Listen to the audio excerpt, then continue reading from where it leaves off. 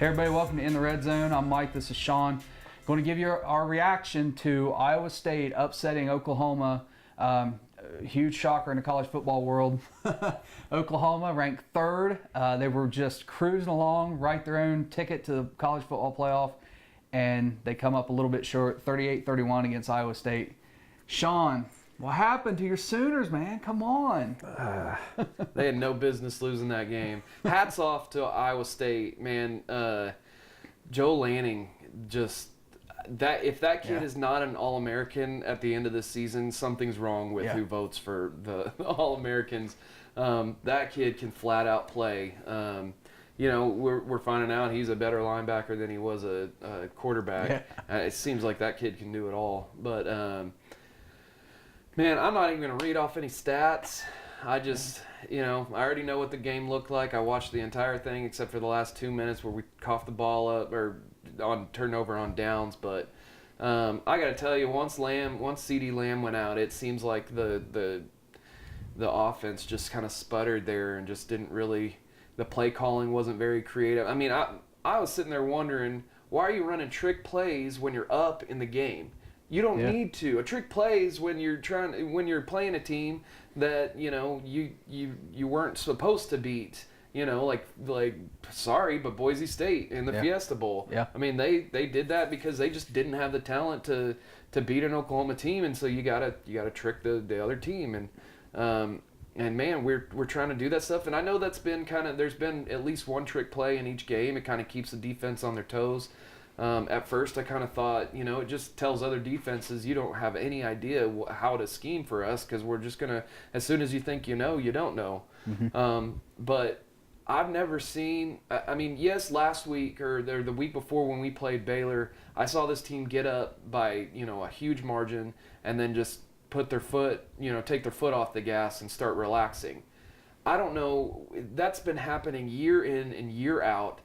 With Oklahoma teams, it looks like it's transferred from Bob Stoops to Lincoln Riley. And I'm going to tell you right now, I've seen some people that are saying that maybe Lincoln wasn't the person for the job. Just shut up about that. It's his first year. It is his first year, and he's an up-and-coming coach. I don't think this wasn't one of those games where the spotlight was too big. We played a huge game, and we played really well in that game. I really think that this was more mental than it was physical. They got up by a huge margin, and then they just took their foot off the gas and thought, oh, we can relax. This is going to be easy. Baker starts airing the ball out, trying to go for the home run plays because he thinks, oh, I can. If I don't make this one, we'll be able to get the next one. But they've got to stop doing that. Keep pounding the ball. Trey Sermon was doing incredible.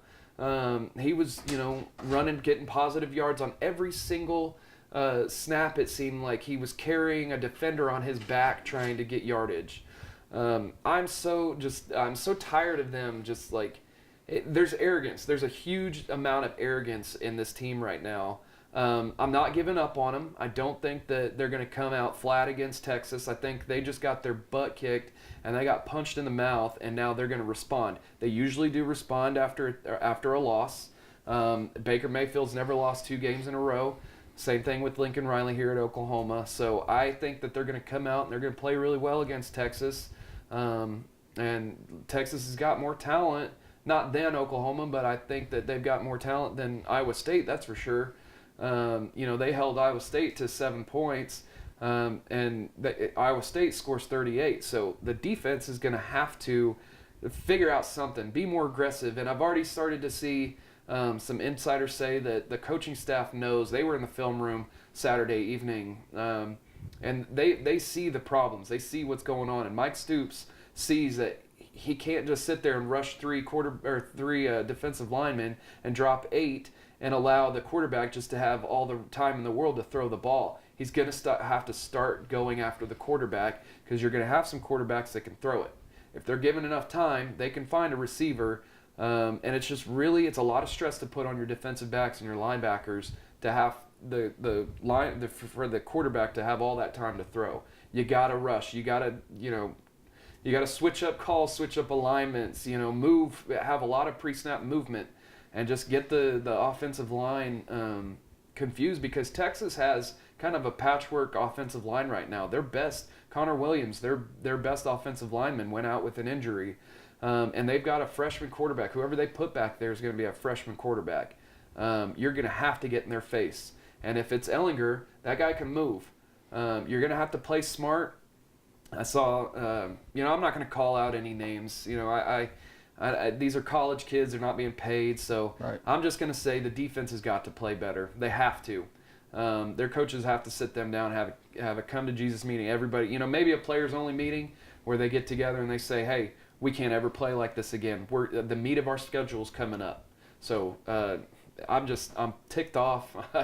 That's one of those games I would understand if we would have lost to Ohio State. They have the talent. And we saw that Iowa State had a lot more talent than we thought that they did.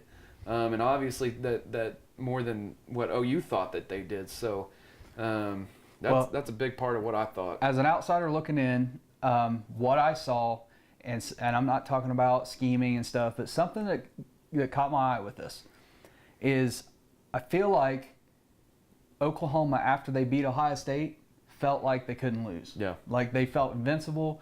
The defense is like, we shut down Ohio State's offense. And for me, I feel like it's just Ohio State's offense was really, really bad. But I'm not taking away from their defense at all. But Ohio State's offense has been horrible lately. So they come out of that game and they feel like we beat Ohio State. Ain't nobody can beat us. Then they struggled against Baylor. The defense did. Yeah. And they nearly lost that game. Then they do lose to Iowa State. And, Baker Mayfield has said himself, everybody that plays them, they're a target. Yeah. It's everybody else's college football championship game or their national title game. It was for Iowa State. They're getting the best from everybody every week. And if you're not prepared to play, you're going to lose at some point. Yeah. And I feel like that's where Oklahoma is they can't. And I feel like when I watch the game, that defense is like, oh man, we gave up we got Baker Mayfield. He's a Heisman Trophy winner. Yeah. Offense will score again. It's no big deal. Yeah. You can't rely on that. That's why I've been so hard on Oklahoma State from the very beginning of the season, because I said they don't have a defense. They don't. I don't care how good Mason Rudolph and those guys are. If you don't have a defense, you're not going to win. Oklahoma, I think, figured out with the Iowa State that we got to play defense. Yeah. It doesn't matter who it is. We have to be ready. Yeah. You cannot rely on your offense every single week to win the game for you. The defense has to step up at some point. So Ohio State was that way after our national championship win in 2014, because the talk all offseason leading into 2015, Ohio State has a dynasty. They're probably going to win 3 more national championships in a row. And we struggled like crazy, especially on offense. We just weren't ready. And we had it in our heads, nobody can beat us. Everybody says we're a dynasty. Nobody's going to beat us. We're Ohio State. Well, we have been beat. And so I think they'll step back. They'll step forward. They have to. Yeah. They have to. I mean, and look what Ohio State did, Zeke Elliott's last year after losing that game. I think it was to Michigan State. Mm-hmm. He calls out the coaches in the locker room, which I'm not saying OU players should ever do that, but they went on a tear and they beat Notre Dame in the bowl game and all that, and they were out of the playoffs, but it was a turning point for them, and it was a wake-up call, and I think this will be a wake-up call for Oklahoma. Yeah.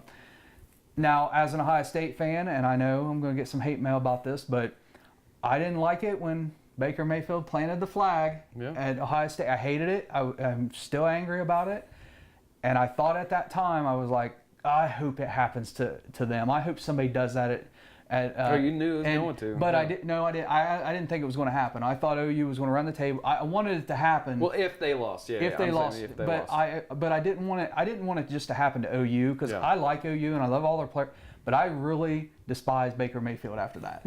And so I wanted it to happen while he's playing, and it did. And Iowa State did it. They were both wrong for doing it. Yeah. But neither one of them should have done it to begin with. But tomorrow, this is Sunday. Tomorrow at their press conference, that's the first question he's going to get asked, and I can't wait to hear what the response is. And I hope it has humbled him a little bit. You know what's kind of weird is that he did it. He planted the flag. He made sure it stuck. Mm-hmm. And I'm talking about the Iowa State player. Don't know his name. But anyway, he stuck it in the ground, made sure that it stuck. He stood there while it stood up. I didn't even know what flag. It didn't really look like a state flag to me. And this is not a knock on Iowa at all. You know, I'm not trying to dog Iowa, but I didn't know what the flag was it took at me all. a moment to figure out that it was a state flag. And so I see other players walking around. They're shaking hands and everything. There's OU players walking by the screen. They're kind of turning, looking. I figured somebody's going to go over there and rip that thing out of the ground and throw it or something. Nobody did anything. Then after the game, I'm talking to fans on a message board. Nobody's saying anything. I mean, nobody really reacted to it. It was just kind of like, but somebody did react to it, and that was the coach for Iowa State. He did. He took that right out, and I'm sure that player kind of got ripped for that. Yeah. There was some other video online that shows what the networks and them didn't show, where he just got chewed out. Yeah. And he should have. I mean, because it wasn't right. I mean, so, for me personally, I wish that when Baker Mayfield had done it, somebody had come up and grabbed him, maybe Lincoln Riley, and did the same thing. And just put it into it. I think they were selling. We haven't really talked about it. Mm-hmm. Personally, I think it was more of a celebratory. It was impulsive. I don't think that he thought when he grabbed that flag that he was going to go plant it.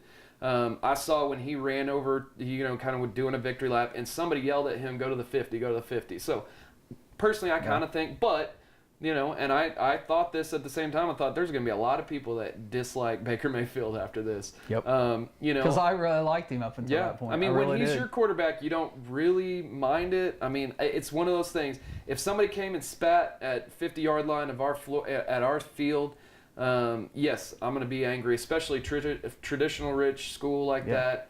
But anyway, you get the win and you get to kind of have the spoils like that. Just be respectful. That's all I say. Yeah. And, obviously it was a deliberate thing, the Iowa State player going over and doing it. But I thought, when I saw him do it, I thought, it definitely, I'm not going to lie and say it didn't upset me just a little bit, but I thought, you know what? He won the game. He got, he got to get retribution for, Oklahoma doing that to another team. And you can bet if somebody else beats OU in Norman, they're going to be doing that. I mean, at least this year. If somebody else beats Oklahoma on Gaylord Family Memorial Stadium, they're going to be planting those flags because that stuff is going viral. I just feel as a college football fan, your home field and the 50 and your logo, it's sacred ground. It's sacred ground. And I know that there's been in the past when the team up north has come, and that's a rivalry. Yeah. Because can you imagine if Texas and Oklahoma played home and Texas did something like that at the 50-yard line? Yeah, it'd be a fight. Yeah. Well, there's, it's happened at Ohio State before where Michigan comes out and they're jumping trying to trample the O, and Ohio State has rushed them, and it's been a fight before the game before. Yeah. It's happened. Well, it's it happened last year with West Virginia and Oklahoma. Mm-hmm. Oklahoma fans go over, and now they're not trampling on the logo or anything, but they just went out to the 50, kind of enticing West Virginia. Come on, let's see what you got. So, I mean, it's done and over with now. Yeah. So I'm gonna try to. I've given you what I'm ticked about. I'm gonna try to kind of throw it on the other side, the sunny side. I'm gonna flip it. So basically, the last 2 out of 3 national championship, and I know I'm going way ahead here. 2 out of the 3 national championship winners have lost at home to unranked teams. It's not impossible for us to make the college football playoffs. This would be the game to lose, if you'd say, because if we lost to TCU, that's a tiebreaker. Mm-hmm. If we lost to Oklahoma State and they made it, that's a tiebreaker. You want to lose to a team that doesn't really have the chance to make it to the conference championship. So our goals are still the same. We still have a chance to make it to the conference championship game. And if you win out, I think, there's going to be a ton of one-loss teams there. There might only be one perfect team, in the playoffs this year. Either Alabama or Clemson, I think. Well, if you somebody might surprise us. If you win out, you're going to have a win against Oklahoma State, who's ranked. You're going to have a win against TCU, who's ranked. You're going to have a win against West Virginia, who that's the last game of the year, and I think by then they'll be ranked. Yeah. And possibly Texas Tech could be ranked. Yeah. So you're looking at 4 ranked teams plus playing the championship game. Not out of it at all. So I think it's not like you control your own destiny. You're going to need a few teams in front to lose. Yeah. Penn State, Wisconsin, and Ohio State, 2 of those 3 are getting knocked. Yeah, a lot of those Oklahoma. teams play each other. Yeah, as long as Oklahoma wins, you can't lose Alabama, another game. Georgia. Got to win out. Alabama still has Auburn. Yeah. So one of those 2 is going to get knocked out. Somebody's going to lose the SEC championship game. Georgia is going to end up playing. If they win the SEC East, they're going to play either Auburn or Alabama. They're going to get knocked out or knocked down. So, and I really don't think that Washington and Washington State are going to end the season undefeated. I know they got to play each other, but I mean, I don't think either one can finish undefeated. Yeah. So they're going to at some point going to have a loss. So Oklahoma still has a very possible path to the playoffs, assuming they win out, because things just have to end. And they have that big win against Ohio State. Yeah. That matters. And these same coaches have been around since 2 years ago. Lost to Texas, made the playoffs that year. Yeah. Last year, lost to Houston, lost to Ohio State, went and ran the table, beat every other Big 12 team. And had they not lost to Houston, that second loss, they would have been in. I think so. Yeah. So, but anyway, they seem to turn it around in games like this. Let's hope they do. I think they have the talent to be able to do that. It's just let's hope that this punch in the mouth was enough to get them to play every game now without taking their foot off the gas, because you have to play. You're going to face them. You haven't even faced the best 3 quarterbacks that you're gonna face in this league. So, and I want to say too, because you brought it up earlier about, I mean, it floors me that anybody would think that Lincoln Riley was not the guy for the job. Yeah. When he beat Ohio State, he was the best coach OU's ever had in history. And now all of a sudden they're thinking that. But you know what? The same thing happens at Ohio State. I mean, there have been idiots online saying we need to get rid of Urban Meyer. He's past his days. His offense doesn't work anymore. BS. I mean, I disagreed with keeping J.T. Barrett in. Yeah. I like Joe Burrow. I just think he's the best guy for Ohio State for what they want to accomplish. But I'm not the coach. Urban Meyer is, but I surely am not calling for him to be fired or let go or anything. Yeah. That's just stupid. I mean, and for OU fans to say that about Lincoln Riley is ridiculous. And I'm not saying even that Mike Stoops needs to be fired. I do think that Ruffin McNeil maybe needs. He's got a lot of experience. He's got a lot of experience in this league being a defensive coordinator. Maybe, and I don't know how much he does, but maybe get those guys together. We kind of saw when Mike Stoops came back that him and Jerry Montgomery kind of butt heads and weren't able to work very well together. But it's just going to be really interesting to see what they do going forward. And everybody, when you have problems that are persistent over a long stretch of time, I think you can start putting that on the coach. Yeah. But coaches can't play the game. You know, I don't want to call out players. They can scheme, but players have to go perform. Yeah. And like last year, when Ohio State went to Oklahoma, and we're throwing the ball, and these touch. You guys had problems in the secondary, but it's not like you didn't have talent. Yeah. It's just when a corner turns and runs with the receiver, and the receiver's looking back because the ball's coming, and he never turns his head. Yeah.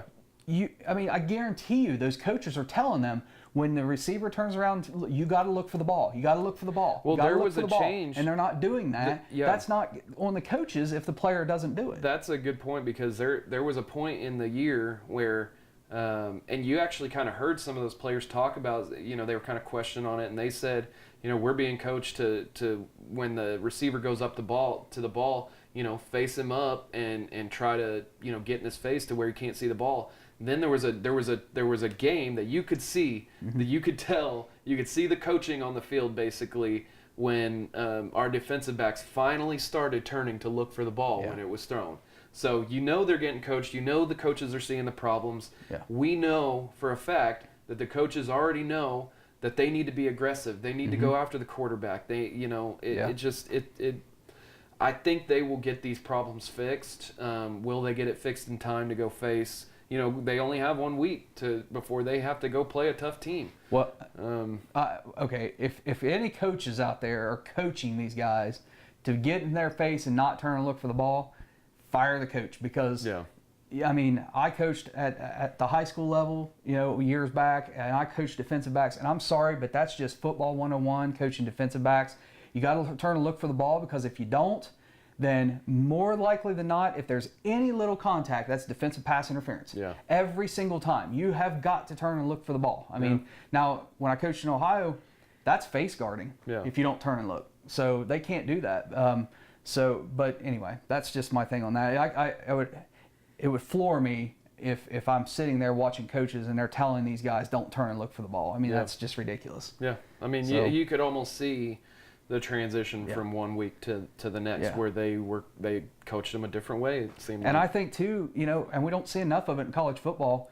You need to get your corners up right on the line with some of those receivers. And you got to be physical, man. You got to be physical. You got to hit them. You can't just let them off the line. That's a part of being aggressive. You can't be soft on your coverage, because as soon as you hit, you have within 3 steps that you can hit a wide receiver. You got 3 yards. You got 3 yards. Yeah. You can put your hands on a wide receiver before they start running. That, you know what that does is knock the timing off with the route. That gives your defensive linemen just another second to be able to get, and we see football's a game of inches, and you give a defensive lineman an inch, and maybe that's a difference of a sack, So I always used to teach defensive backs, if we had a defensive back who was outmatched by a receiver who was taller or faster, always got him right up on the line, and I always told him, I said, as soon as he comes off the line, hit him in the chest and try to knock him down. Yeah. If anything, you're knocking him off his balance. And what you're doing is you're creating another 2 to 2 seconds before he regains himself, that you're adding time for your defensive lineman to get to the quarterback. You're disrupting their timing, and you're taking that guy out of the picture. Yeah. Because now he's only a threat if the quarterback gets out of the pocket and makes some moves and then he burns you deep. Yeah. But you've got to be physical, and you got to create time for your defensive lineman to get to the quarterback. Well, that's one of the things they just, if we don't see them come out, if we see them playing soft coverage, rushing 3, they're just going to have the same problems over and over again. So we'll see if they fix that this week. Yeah, maybe they'll mix in some safety blitzes and bring the corner off. I don't remember the last time I've seen a safety blitz or a corner blitz. They should be scheming and doing that a lot. They should be doing a lot of twisting up front. Maybe drop off your defensive lineman out to the flats. You just mix it up. Okay, real quick, we're going to talk in a different video about Ohio State. But one of the things we had, there's a kid for Ohio State.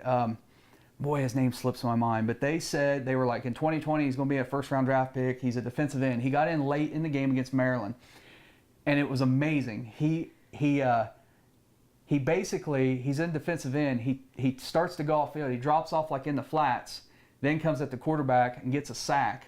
But what they were doing is they scheme a lot where your defensive end doesn't necessarily come up field. He drops off to cover the flats because you have a safety coming, or maybe the corner blitz. It's showing different looks and just confusing the quarterback, because you just can't stay basic. You've got to do some things. Well, when Brent Venables was here, it was known that he kind of took this defense and made it too complicated, because he likes to change up, disguise things, and bring blitzes from different angles and everything like that. And then once Mike Stoops got here, the talk of the town was that Mike Stoops was going to make the defense a lot more simple and a lot easier for those guys to be able, because at that point they didn't really have the talent. They had kind of suffered in recruiting and struggled a little bit, but he was supposed to make it simple. I'm telling you now, please, Mike Stoops, make it a little bit more complicated, please. Well, the more simple your defense is, the lot easier it is for the opposing offense to scheme against it. Yeah. I mean, at this level, if your kids cannot grasp the complexity of what you're trying to do, then put them on the bench and find somebody who can. Yeah. I mean, and that's where I think you've got to recruit not just raw talent. The kids have to have it up here. You've got to have kids who can comprehend and do all this at once. And you were talking about Iowa State's quarterback with Lanning. Is that was his last name? Well, that was the guy that they just had a scheme for him. Right, but he's at sometimes playing quarterback, but he's also the middle linebacker calling the defense, and he's got to know everything that's going on both sides of the ball. That's impressive. Yeah. I mean, we see two-way players every once in a while, but not to that caliber where you've got to know everything going on offense and defense. I mean, he was good. Wow. Yeah. So hats off to him. I mean, wow. I mean, I wish the best for him. Have anything else to say, or are we finally done with this one? That's pretty much it. Just hopefully they can turn it around this week and get into the meat of their schedule and fix their problems. Yeah, I think they will. So yeah, we'll see. Okay. Make sure to like us on Facebook, follow us on Twitter, and of course, subscribe to us on Facebook. You've been in the Red Zone. Thanks. We'll see you next time.